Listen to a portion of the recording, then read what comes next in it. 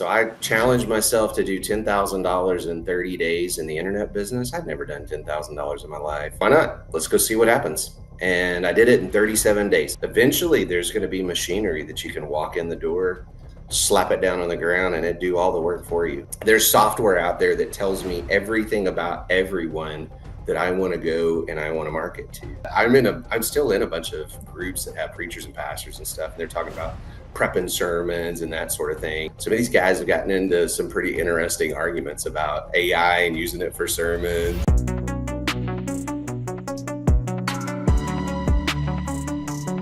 Hi, and welcome to the 91-Day AI Transformation Podcast. I'm your host, Jonathan Mast, and I'm really excited today to have Cory with me. Cory and I met, I want to say, Cory, it was about a year ago. I may be a little off on that, probably 9 months ago.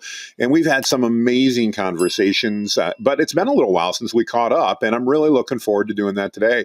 So Cory, versus me trying to just totally butcher your introduction, tell us a little bit about yourself for people that aren't familiar with you, your agency, your ministry, the things you do. Share a little bit about yourself so that we can get started. Yeah, so I spent about 17 years in full-time ministry. We did youth ministry and children's home work. I ran an all-girls children's home in Kansas named Carpenter Place. So we did that for about 17 years. And then about 10 years ago, we decided, you know what, we might really want to do something to be able to retire and go vacation and do other things Absolutely. and be able to put our daughter through college. And we, as we describe it, we were broke. Like we were beyond broke after 17 years of full-time ministry. So we set out to start a business, and we started a couple of businesses initially. Eventually, about 6 months into that, or even maybe not even that long, we started YRock Consulting. And YRock Consulting is just an agency that we do marketing, digital marketing online. We really kind of focus in on lead generation, that kind of thing. That's what we've specialized in through the years. It's kind of cool. We've actually done business around the world now. We've had clients that are massive corporations to little bitty fishing guides to, I don't know, you name it, we've done work with them. And so that launched about 5 years ago, that launched into a training to teach people how to do that. So we have a training called Digital Storefronts that I teach people how to do what I do. We have close to 2,000 students in that now in the last 5 years. And that's been just a joy because it's mostly Christian entrepreneurs. It's people that are kingdom minded. They want to go out and they want to change the world. There literally are people inside of our group that they travel, do missions. They live in other countries, that this is how they sustain themselves. This is how they're out on the mission field. And so we have people developing hospitals and schools and orphanages and all kinds of things through the income that they get through their business. That has launched us into, as you know, other things too. So I have an epoxy business, and I have another business where I do mindset training, and we do, in fact, we just met last week for a little more of an intimate setting at a big, huge ranch up in Fort Worth. Just had 9 people show up for it, and it was kind of a mastermind. It was something that we just were able to dig into businesses. And so coaching, consulting, I do a little bit of everything. It's kind of been a blast just to kind of get to see where it's taken us from the businesses 10 years ago when we just started with nothing. We started with nothing. I mean, we had nothing. We had no idea what we were doing. We just jumped into the middle of it, and it just took off. It's been a blast, man. I love that. Well, one of the things that you and I have talked a bit about over the months has been that digital tent making, so to speak, where you're teaching people that are out in the field, especially in the ministry field, how to actually go ahead and earn an income while they're there. And one of the things I think that was so cool about what I think you've designed, Cory, is that ability to teach people that no matter where they are in the world, if they can have an internet connection, which nowadays we know with Starlink and that type of thing can essentially be anywhere in the world, that they can run a business and in a part-time fashion be able to earn enough income to support that ministry and things like that. And I just think that's such an amazing concept that's out there. Can you talk to us a little bit? Obviously you spent time in ministry and then in there, but how did you find that niche or discover that? And how in the world did you get 2,000 plus people to want to learn how to do that? That's just an amazing story. Yeah, I think, what's fascinating to me is I've tried a lot of things. I grew up in a small business in a little bitty West Texas town. My dad bought it when I was 7, and so I didn't know any different growing up. I'd Hmm. actually went to Texas Tech to become an electrical engineer. That's what I thought I wanted to do. One semester into that, and I thought, nope, not for me. So I went I went back to the family business, and so I kind of had an idea of what a family business might look like. Now, that was like my dad didn't take a vacation, I don't think, for the first 7 to 10 years of running that business or something. Like it was Wow. crazy. I remember as a kid, we would get called, dad would get called like at Christmas and he'd be called out to go get whatever for somebody that needed something because they had our home phone number. Like they would back then, it was, there wasn't such a thing as a cell phone. So that's what kind of I grew up around. And so at some point through ministry, there was a desire for me to do ministry without a paycheck. And Hmm. so as I got into this, I'd found a methodology and I bought a lot of trainings, man. I tried Amazon, I tried ClickFunnels, I tried or back then it wouldn't even been ClickFunnels. It would have been a different method. I tried all kinds of things to create income online.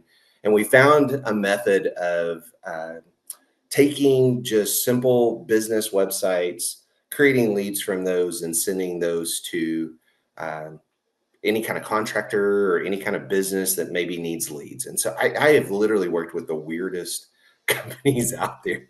And what's crazy is I started this June 2014 is when I finally kind of found something that I thought, oh yeah, we didn't have the money to buy it. At that point, had started a safety supply company. That's what my family had done. I thought, oh yeah, we're going to do this. We're going to do this. I was going heavy into the oil field and I was traveling around in a van all day long trying to sell. And I was getting beat up every day, getting told no and all of that lovely stuff. And I thought there's got to Oh, be I a better bet. way to do this. And so I started learning about online. I started learning about digital. I started learning about, hey, if we had an e-commerce site, could I sell stuff off in some other, state or place or whatever Hmm. without me having to go be the physical one to do that? That's what kind of started all this. And then I learned really quickly that my first client was a fishing guide up in North Texas. And I sat down with him and he wanted me to build a website for him. I never built a website. I had no idea what I was doing. And not only did I not build a website, but I'd never done lead generation. He wanted me to help him get his business back to really busy. So eventually he could sell it out of boat, do the whole thing. And so we started that. Before long, I'm trucking along and I've got a fishing guy and a tow truck company and a limo company and a moving company. And that's kind of crazy. 10 years later, I have many of those same clients today, which is unusual in the digital marketing world Yeah, to very have a much client so. for that long. Yeah. So we kind of we came into the end of 2014. My oil field business had grown. We were doing 25, 30K a month in it, but it had cost of goods. It had products. We had to order Sure. stuff. I mean, our house looked like a shipping facility because we were bringing stuff in, packaging it, shipping it out. And at one point, I was like, "This is craziness, man! I don't even know where this is going to go." And then the oil field tanked. Right at the end of 14, the oil field tanked. I was only doing a couple of grand, maybe 2 to 4 grand a month in my internet business at that point. But I looked at my wife and I was like, I don't want to go out and have to go create a whole new industry for this safety supply stuff. Hmm. And so I thought, man, let's just go all in. So I challenged myself to do $10,000 in 30 days in the internet business. I'd never done $10,000 in my life in a month. And I thought, why not? Let's go see what happens. And I did it in 37 days.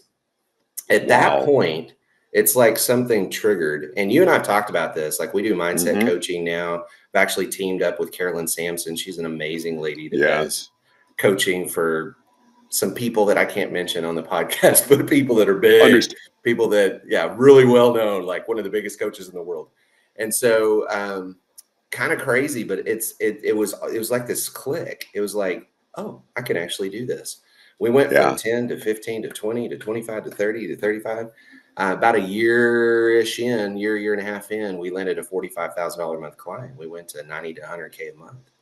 And Wow. yeah. And so through that, I became the guy inside of the training group I was in. I started speaking on stages, and people started to get to know me. And I had ministry friends asking me, "Hey, how are you doing that? You know what?" Because I most of the people that I knew were all preachers, teachers, pastors. You know, they were somebody doing something in ministry, and they were asking me how I was doing what I was doing. So about 4 years into the business, I decided, hey, let's develop something just for ministers.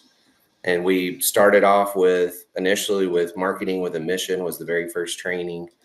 And then we started digital storefronts. What's crazy is about that same time, my wife and I decided to go on the road full time. And you and I've talked about this. We bought an I was going to RV. ask you about that. Yeah. Yeah, so I did all of this at the exact same time, which is not, I would not advise that to anybody out there. But we were about 4 to 5 years in, and people just kept asking, kept asking, kept asking.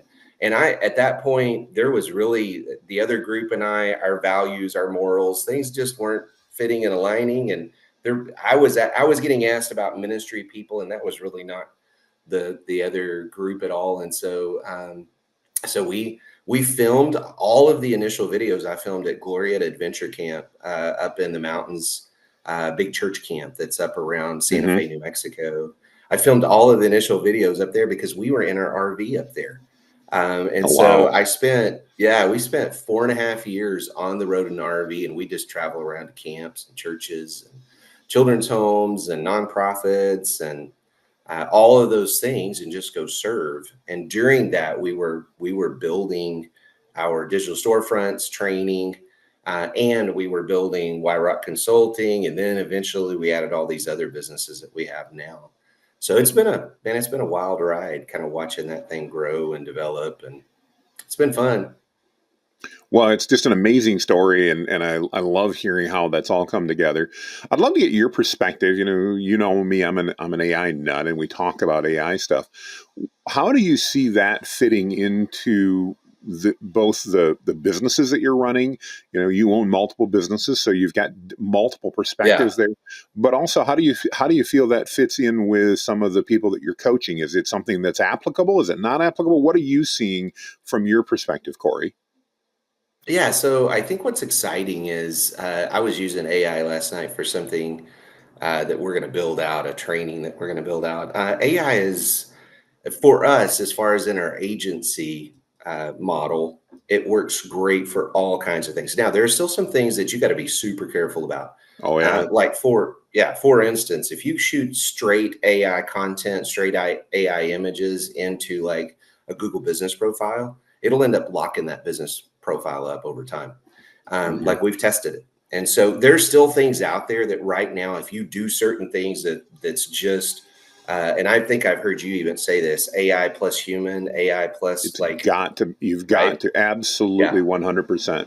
Yeah. Yeah. So Yeah. in our business, especially in the type of business that we run for the agency, for the digital marketing, you really do have to have AI plus human. So I even in my course, I teach them about content creation, what that process needs to look like. We talk about even developing SOPs. We talk about doing all kinds of things inside of the course using AI, and it speeds the process up, Yeah. saves money. And for us, even in our agency, we've created all kinds of different things that have to do with the type of business we have now. We're starting to play around with some other things, and it's kind of been interesting with looking at sales bots and some other things that might be applicable to our type of business in the digital space. And I'm very curious Hmm. down the road with like the epoxy and some of the other stuff. Eventually, there's going to be machinery that you can walk in the door, slap it down on the ground, and it do all the work for you. Yeah. No It's coming. question. Oh, Yeah, we're not that absolutely. far off. No, I So, agree. I think that's yeah, where it gets interesting is that I think one of the things that's, I think still befuddling, at least to me, is the fact that as much as I love AI, it doesn't necessarily always do things consistently. So, no, one of the things that I hear all the time is, well, can't we just create something that I can put this in and I'll always get the same result? And I'm like, they've built a degree of randomness in, which is great in many respects because otherwise we'd get the same answer all the time. But when we think about applications like you're talking about, What Yeah. does that look like? What does that mean? Because obviously, let's talk about epoxy flooring. If we're applying that, we need it to follow the exact same procedure Yep. every Yep. time, only changing for the shape of the floor or whatever it's covering, or Yeah. the material that's putting on. So I think there's so many opportunities. To me, AI is just, I mean, we've just started to just nick the edge of it. Like you, I used Yeah. it before, we got into ChatGPT. In fact, I think that's one of the things most people don't realize. If they've ever used GPS in a car before even we had it on our phones, that was AI. It was a version of it, Right. at least, Right. and so we've been using it for years. But I think we're now seeing some obviously very fast changes, a lot of things that are happening, and that which is really just amazing. Talk to me a little bit, especially being in the faith-based fields. I know I hear from people that I work with and that I'm associated with, there's also some fear about AI. And Oh, people are sure. like, I don't know about this thing. I don't know. Admittedly, Cory, I look at it as a tool. And I think much like a hammer, it isn't inherently good or bad. It just is what it is. But I'd love to get your Yeah. perspective on that as someone who is not only involved in it from a marketing perspective, because I think that sometimes shadows our perspective, because let's face it, AI and marketing are a really good fit. What do Yeah. you see, and what are your thoughts, and maybe what do you say to those people that are like, I don't know about this? Yeah. So what's funny is last night I was sitting down and I thought, you know what, I have a concept of what I want to do some training on. It's a biblically based. One of the things that we do is and I've done for a while now is I do a biblically based training to take business principles out of scripture. I do these kingdom impact calls that I do. That we're involved in all kinds of ministries still. Yeah, absolutely. Rise Recovery actually just opened, the ministry you Oh, and I did have it? chatted Oh, about for cool. a while. Yes, yes. And so for anybody out there that has somebody that they know that's struggling with addiction, this is a women's only facility, but it's just a big old home where they can go. They'll have to stay there a year and all of that, but it gives them the chance to completely find a new life, and Mm. they learn skills and they get biblical knowledge. And it's anyway, Rise Recovery. It's right outside of St. Louis area. Definitely go check that out. But I think about all these different things that we do in ministry, and I hear, people are afraid. Well, what if I use AI and it's good?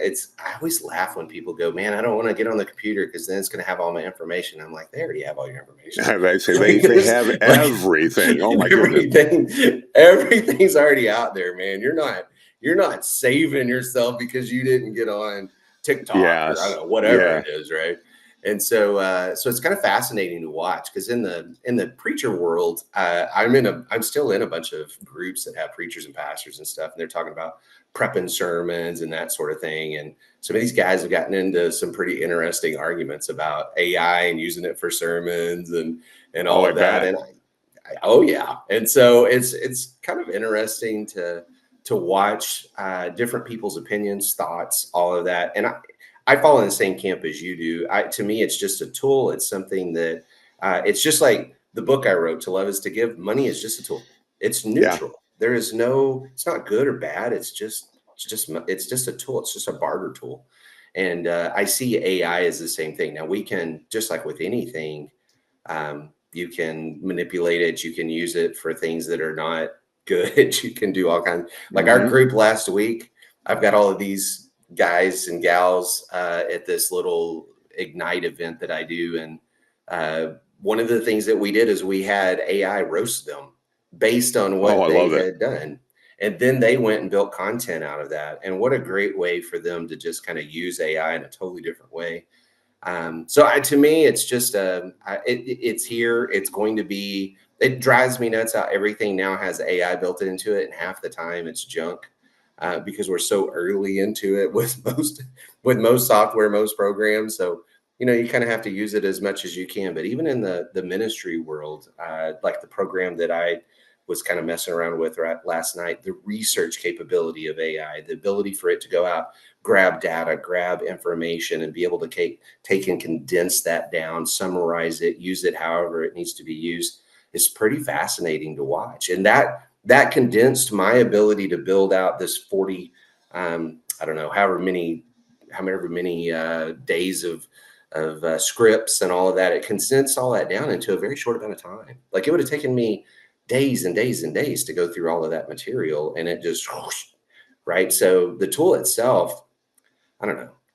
It's kind of interesting to me how people get scared of things that they've already, like you just said, it's already been out there. It's not. This isn't anything new. Might be new to you, but it's not Yeah. anything new.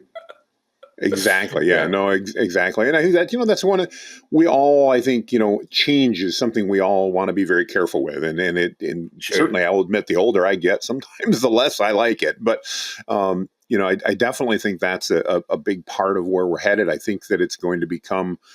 I think back, and I'm going to date myself here, but I remember when the fax machine came out. Oh And yeah, I remember thinking to myself, now I was a young man at that point in time, just getting into work. And I remember thinking, what on earth do we need to be able to send documents over a phone line for? I mean, that's useless. Because it was new. It was a new paradigm. It was like we couldn't yeah, fathom it. It's the first time I will never forget this. So I'm going to really date myself. When I was in high school, we had kind of a career week or whatever, and one of the guys that came in ended up being a mentor of mine later in life, and he talked about the fact, and mind you, this was 1987, so this was a long time ago, but he talked about the fact that someday in the very near future in 1987 we were going to actually be able to have phones that we carried around with us and kept in our car. And I yeah, remember at 18 years old, I thought to myself, huh? Why yeah, on earth would I want to have a yeah, phone in my car? It just, now, of yeah, course, I didn't have any experience. I wasn't in the business world or anything, but it just didn't make any sense. And I think a lot of people are at those same spots that I was with mobile phones and with fax machines and even email when it first yeah, came out yeah, before we did email to each other and it was just within a company. That's the only place, I just didn't see the value in it. And then all of a yeah. sudden, 3 years later, you look back and go, I can't imagine living without my mobile phone. Now, I certainly can imagine living without a fax machine because I haven't had one for years. But that's and it's kind of like email. Without an email address, I can't Yeah, imagine how I could communicate with anybody. I think AI is at a similar point. I think where a lot of people yeah, are looking at it and just not seeing what it can mean. And obviously, because as you mentioned, there's increased privacy concerns and all that. I think that people are understandably aware. I want to run down a quick rabbit hole with you. You made the comment, and I loved it that everybody that wants to already knows everything about us that they need to. Google, the government, Facebook, you it's name already it. out there. They already know it one way or the other. I know I've noticed it. I remember about probably 2 years or so ago, somebody made a comment to me that Facebook's listening all the time, and I'm like, huh, what do you mean they're listening all the time?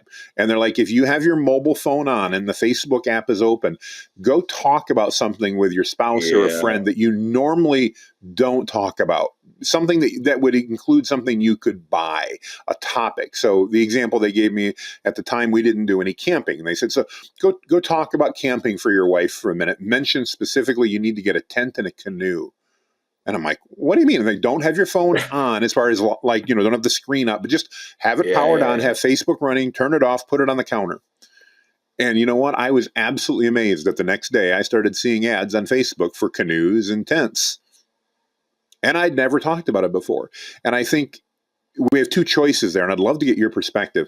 One is to go, oh my, and I'm just going to get rid of it entirely. And I'm going to Yeah. always worry about it. And the other is to just accept that at least at this point, most of that data is being used for marketing purposes. And it really Yeah, doesn't matter because it's already there. Um, yeah. Talk to me about your perspective when it comes to that data privacy, being in digital marketing, being a business owner. What's your perspective on that data privacy and how people should be responding to that, Cory? So, I was just thinking about this. Years, and I mean, we're talking years ago, probably 7, 8 years ago. We were dealing with a very large client, 300 plus locations across 2 countries, 9 states. Like this client was huge.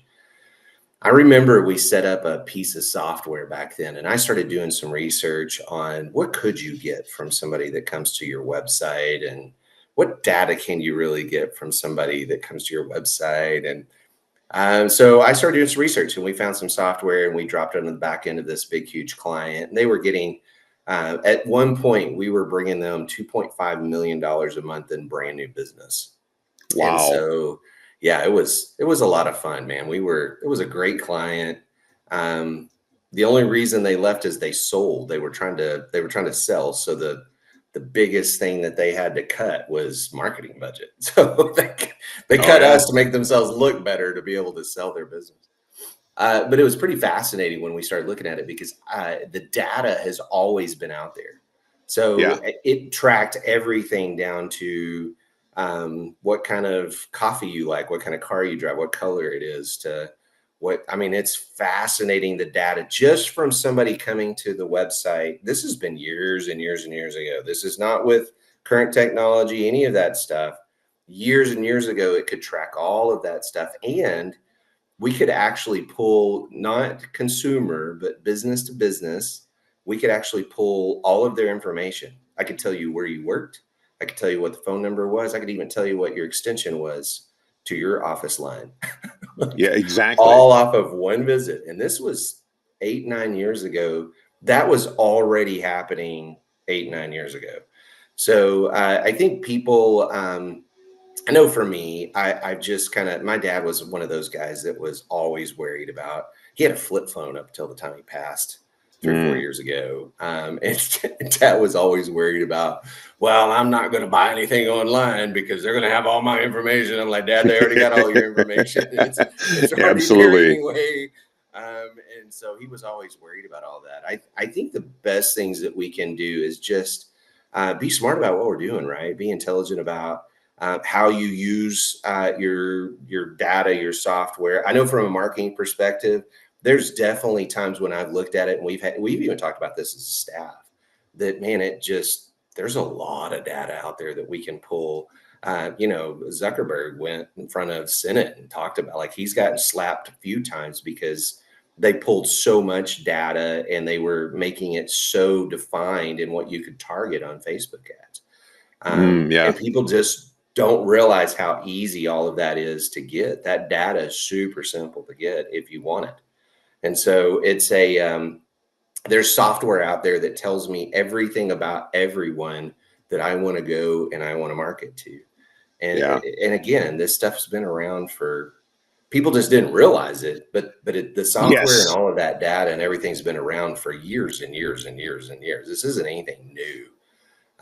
It will be interesting to see how AI disrupts that somewhat, just because we're putting in so much data into it, especially as AI gets to know me personally and who I am and what's important to me. And like, I asked it the other day, I thought, just out of curiosity, I thought, you know what, I'm going to ask AI, uh, what should be the next staff that I hire based on what I have been inputting into AI. What staff Mm. should I be hiring next? Just to see what it would say, having a conversation, just curious, out of Yeah. all the stuff that I've asked it, what would be the first hires that I need to make? And it's just fascinating what you can get out of that, because it's going back through every conversation that we've had. And so all of that's getting to know me very personally. So Yeah. I don't know. It's going to be interesting coming down the pike, like what you're going to be able to do as far as targeting people that are a certain type. Like, that's, marketing is all about finding the audience. Right. Who's your Exactly. audience, right? And the more AI is out there, I really do think the more it's going to allow you to target people that are really after what it is that you want. But dude, they've always been listening. Whether you have an Alexa in your house or a Google Yes. whatever in your house, whether you carry around a cell phone, whether you have a smart TV, they all, there's always that background chatter going on. And whether we like it or not, they've been listening. No, I couldn't agree more. I think, one of the things that AI is going to do there that keeps things so interesting to me is it's going to open up new data analysis opportunities. It's going to uncover things that maybe we haven't thought of. Not too long ago, I was just reading a story about how in the medical profession, they're using AI to actually analyze the last, I believe it was 50 or 60 years of diabetes research. Oh, And that wow. the AI was actually able to come up with connections amongst all this disparate research. And as you can Yeah. imagine, if we go worldwide, there's been a tremendous amount of research on everything. This just happened to be about diabetes. But the AI was able to make some connections that we as humans just probably hadn't had the time to do. Not that we couldn't, not that it was beyond our capabilities, but again, you and I both know I can upload a 500-page PDF to ChatGPT or to Claude, and literally in less than 10 seconds, it can tell me what page something was on and what it was about. So now, if we take that model, and that's just a Yep. consumer-based model, imagine Yeah. taking now a true workhorse and feeding in decades of data and saying, okay, I want you to figure out what connections we've missed and all that. As I understand it, they've now actually begun some new research and trials that they believe, and I'm not saying it's going to happen, may actually allow us to create a cure for diabetes That'd be based awesome. upon all that data. And I think, going back to the marketing side, I think that's where AI is going to add some real value, is it's going to be able to make connections that Yeah. we haven't been able to do. The other thing that I think is going to matter, you mentioned, and I think this is so important from a marketing perspective, Cory, it's about personalization. It's about getting the right message to the Yes. right person at the right time. And Yes. AI will have that ability to pull in more and more data that, of course, businesses can subscribe to and get, to realize that, okay, Jonathan's getting to the point that he's ready to buy a new vehicle because we know he just got an oil change, and the data point came in that he's driving, and I'm going to pick my last ad, a 2012 Toyota pickup. It's been 12 years. He hasn't bought a new vehicle. Maybe it's time we start reaching out to him about a new vehicle. Or on the other hand, we realized from that data that his truck has 200,000+ miles on it. That leads us in another area. Or this is the brand that he's using, and we know that the other cars in his household are this. And I'm just picking on automobile, but Yeah. Yeah. just Yeah. in Yeah. that one segment, there's so many opportunities that could then tailor a message to me so that the local dealership or the global corporation at that point could target me with a specific message that was literally created and timed based upon data inputs that came in. And I think that's what's interesting, is we're going to have the ability to do that.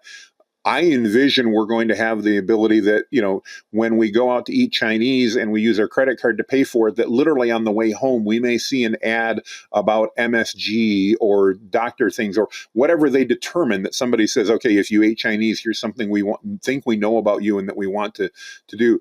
Yeah. Literally just based upon a purchase in a location that up till now has really not been possible because of the amount of work it would take, but now will be possible. Not There's some tomorrow, but software. Yeah, yeah. there's some software out there that I could already do that.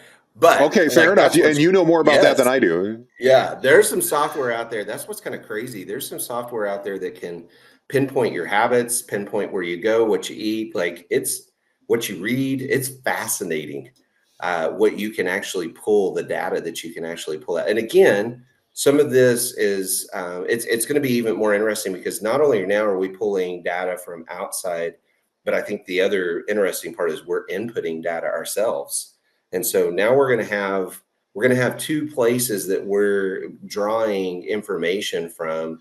But yes, yeah, you're going to be able to use AI for all kinds of different things. And it's not just going to be marketing. I mean, that's an easy, right? That's an easy thing for us to Right. say, yeah, Yeah. this is what, but like you just said, pulling all that data and being able to take all these years and years and years of data and deciphering where those connections are and all of that. Can you just imagine all the different uses? I don't know. I pushed back again. It was kind of like almost like I remember when texting came out, and I thought it was the stupidest thing in the world. And I thought I'm never going to do this. And why is my daughter texting me? This is stupid, now I text all the time. I'd really Yeah. almost rather text than I would make a phone call, just because I don't have a whole lot of time. I run too many things, do too many things. Oh, So I'll just, fire it off. And yeah. uh, it's fascinating to me how people are going to start. And it was even interesting last week at that mastermind event. Out of the people that were in that room, I'd say almost half of them haven't put enough data into any type of AI to roast them. So Mm. it was also fascinating to see, even in the marketing world, even in the world that I'm in, some of my students use it. Some of my students have not, they don't even mess with it yet. And so I think there's still a massive audience out there that they haven't even, like my family, most of my personal family, I doubt even knows what Chat GPT is. Yeah. So Yeah. there's so many people out there they're not even, they haven't logged into it. They're not using it. Just because we use it all the time doesn't mean that it's the norm for everybody. And I think we start to, even in the business world, right? We think whatever we know or the norm that we have is what everybody has. It's Yeah. not true. And You so know, we have to remember too, it's just not the reality. it's so interesting you say that. And especially the correlation to business. I think, especially with you as a coach and a trainer and teaching people, Hmm. I think that, it's so easy to get stuck in that echo chamber, for lack of a better word. And, I was discussing it with one of my AI peers the other day, and, I made the comment, I'm like, but everybody knows that. And he goes, no, no, no, Jonathan. He goes, less than probably 15% of the people know that. You just use this all the Yeah, time. So to you, all the time. it's second nature. And I think that fits with us in business as well, because so often I run into people that are really good at what they do. And they're Yep. like, nobody's going to be interested in this because everybody knows it. Yeah. Just yesterday, I was speaking to a student of mine through one of my coaching courses, and she's middle aged, she's single, she's traveling the world, and she's doing it on a budget and making money while she's doing it, doing digital work and that type of stuff. And she said, Jonathan, this is so easy. There's nobody that's going to be interested in learning how I do this and why I'm in Spain right now and why I was in Colombia and why I'm going to go over to here. And then I'm like, you've been doing this for 4 years. You've Yeah. been safe the entire time. You said that you've never had any issues. You've got processes in place. You sharing how you make money on the road, how you pick where Yeah. you're going to live, the ability for you to literally pick up and move at your whim where you choose to go. I said, there are all kinds of people that want that information, because I admit it, I'm even curious about it, and I'm Yeah. not a I'd be middle-aged curious. woman. I mean, you and I've talked about, getting on the road. One of my wife and our dream, Lord willing, is we're hoping at some point in the very near future, as soon as our youngest gets out of high school, to travel the coastline of the United States and Yeah. do it in an RV and take as long as it takes. In other words, Yeah. I'm not talking weeks, I'm talking years. Because with Starlink and an internet connection and the new Mac I just ordered yesterday, yes, I'm so excited. I finally get a new computer after 6 years. That's a whole side thing. Sorry. It's just, I've been waiting because I wanted to upgrade about 6 months ago. And I'm like, no, because they're uh, going to do stuff with AI. So hold tight. And last night, yeah. my Yeah. oldest sent me a text. He goes, Dad, you can pre-order. Like 5 minutes later, I'm like, I'll have it on the 19th. He goes, Done. that was fast. And I'm like, I've been waiting forever. But anyway, I mean, uh, that's a dream of ours. Now we'll see if that's what God yeah. has in mind, and we'll see where things go. But Yeah. those things are so possible nowadays that weren't. And I think, what you bring up there is a good thing. It's so easy for us to get caught in that echo chamber. And that might be a good place for us to kind of bring the plane in for a landing a little bit. I'd love to hear from your perspective, Cory, from that mindset perspective.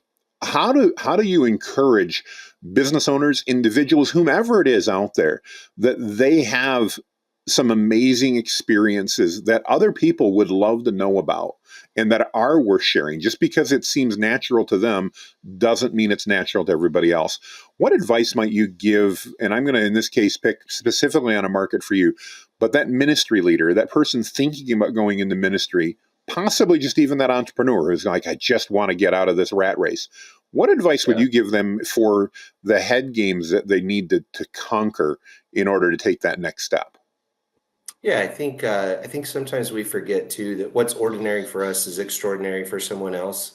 Mm, We don't experience, it's kind of like going on a mission trip or going and doing a service project somewhere. We help with a college group right now, so we're very involved in a college ministry. We have 100 to 150 show up on Wednesday nights, and it's a lot of fun, man. I love the college age because they're just who they are. They're just blunt with you about yes, what they yeah. believe, who they are, what they want to do.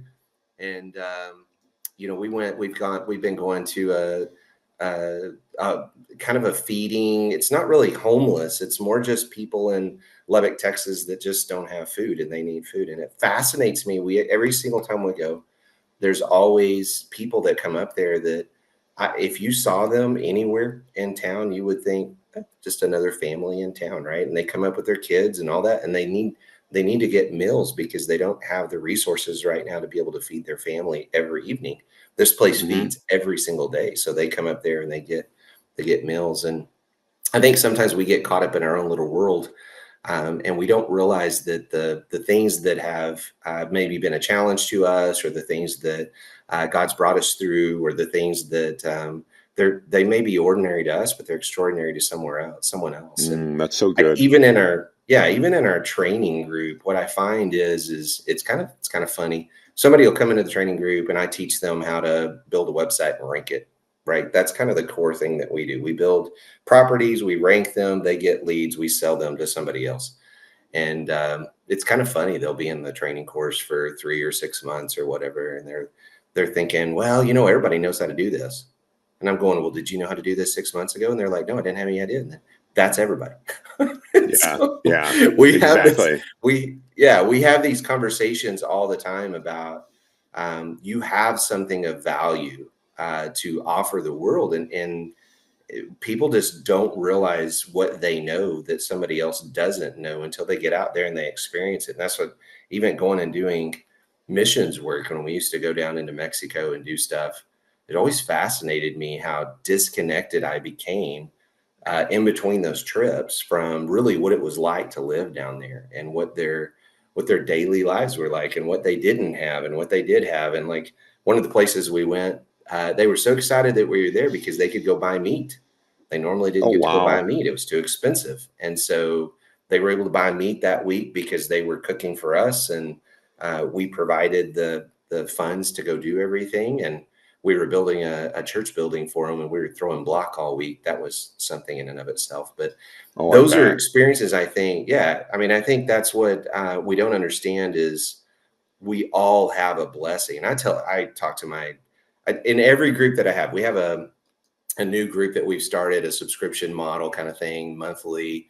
We do a couple of calls a month. It's called Kingdom Collab, and it's for business entrepreneurs that are Christian minded, that just really want to get some high level coaching, but they just aren't ready yet to spend the funds to go do maybe group or one on one, but they want something to be able to start down that path.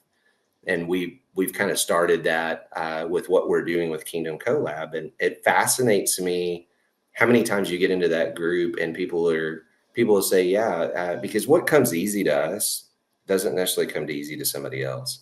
The That's so AI, for true. whatever reason, your brain, like, you seem to just get it. That is not the way my brain works. Like, you put me out in front of an audience, or we go do a talk, or we go serve somewhere, or I go spend, like, you could throw me in a Bible class right now or in front of a church right now, and I could go, like, off the cuff. Done it for so many years, right? It's built into me. My Yeah, brain does not work in the techie space that same way. So even in the marketing world, it's been harder for me to maybe learn some of the concepts and do some of the things, use some of the stuff, just because it's not the way my brain functions. But then I'll figure it out. And that's what I yeah, keep telling people. I'm like, your experiences are unique. God gifted you uniquely. There's something yes. that's totally different about you, and the way you're wired and driven, and the way that you've been pieced together, the experiences that you've had, the struggles that you've had, that somebody out there needs to hear from you. And all you have to be is one step ahead of them. We all think that we have to be like, well, nobody's going to listen to me if I'm not fill in the blank. Right. And yet, really, the reality is we just got to be one step ahead of the next person. That's all we got to be. It's just Mm, fascinating to watch how we're scared to throw ourselves out there. And I see that all the time. Doesn't matter what kind of coaching we do. Doesn't matter if they're starting a business. Doesn't matter if they're going into ministry. People just seem to be worried and scared about putting themselves out there and just going all in. And I heard this the other day, and I thought it was the coolest thing. They were talking about how we give off frequencies when we do things. Like, our hmm bodies are right, electric, all that. And they were talking about the highest frequency that you can give off is when you're the most authentic you. Oh, And wow. I I love thought, that. that's pretty cool. Yeah. And so I encourage my students. I encourage the ministry people. Like, I still am involved in so many different ministries and things that we do. I'm always like, look, man, you just need to be you. You need to be Yeah, uniquely you, and just go be. You'll be shocked at how many people are going, I want to learn from you. I want to be a part of what you're doing. I want to invest in you, or I want to do business with you, or I want to show up at your church, or whatever, right? Because you're just being uniquely you. I love that. I love the advice there. And I think that's so relevant to so many people, Cory. I appreciate you sharing that. Well, one of the things I always love to ask, and the name of our podcast is the 91 Day AI Transformation Podcast. And I'd love to hear your perspective as a business owner and a marketer, as you mentioned, somebody that may not be as into AI as I am, but having used it. What recommendation would you give to that business owner that's out there, that individual that's going, okay, maybe I need to actually start embracing this technology, but I don't know where to start and I feel overwhelmed? What advice might you give them in the first 3 months? What should they be doing with AI? If I'm a business owner and I'm like, okay, it's November, I want to figure out how, I start implementing this so that by early next year, my team's starting to use it. We're seeing the benefits. Any particular advice or any thoughts you might have on how that business might begin that process? Yeah, I think Chat GPT seems to be one of the simplest that everybody's kind of Mm-hmm. familiar with. And so if you haven't logged in or if you haven't even tried chat at this point, that probably would be a good jumping off point. It's pretty familiar and it's pretty easy, and just start having conversations about your business. And I think this is something that we even encouraged last week. We told everybody, we were like, look, just start inputting and asking and using it for research purposes. If that's all you can do is say, hey, with this stuff going on and this going on, and I know you have groups that have man, the prompts and the way that you have put together those things. If you guys have not, I don't know where all this goes, but if you guys have not joined Jonathan's group, make sure you get into the Facebook group, because the prompting that is in there, the prompts that are in there are just amazing, and it helps my brain to think through, like, how else can I use this. Well, But thank just you. even if we just start using it for simple things like researching the market or researching areas, like for my business, for the marketing business, maybe it's researching markets for certain niches, and going in and going, look, is this any good in this market? It would be AI can totally tell you that. There are Yeah. so many ways to use it, even if it's not something that you want to use it for, maybe content or maybe something else in your business, or even putting data in and having it build out. If you need to extrapolate data for some specific thing, we've done that before. We've dumped a bunch of data in there and said, hey, figure this out. And it goes and figures it out. It's pretty fascinating to watch.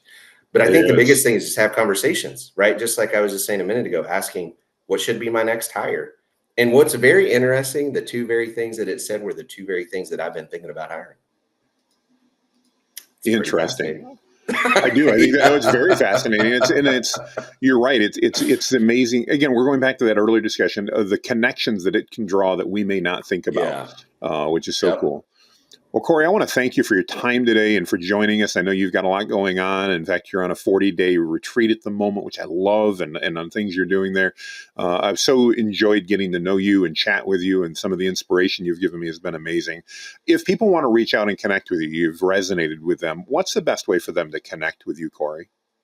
Yeah. So corylong.org is the main website. I have everything from the coaching, the courses, the ministries we're involved in.